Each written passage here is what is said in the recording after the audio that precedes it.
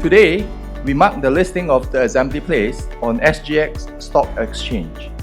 This listing is a moment that celebrates not just a company, but a new way of living and connecting in our city.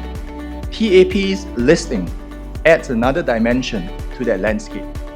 Its focus on co-living reflects how accommodation providers are adapting to changing needs, whether that's flexibility, community design, or how spaces are managed day to day.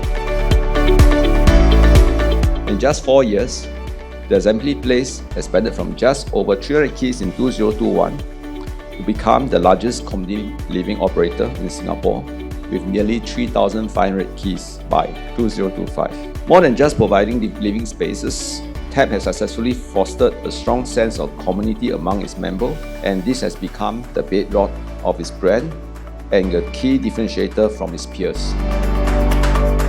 The funds raised from this IPO will be allocated mainly to accelerate our portfolio expansion to over 10,000 keys by the end of 2030.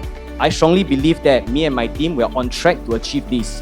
Let's continue to be forward-thinking, to be relevant, and let's continue to uplift our brand, and together we will continue to raise the bar and set new benchmark for the industry. 3, 2, 1.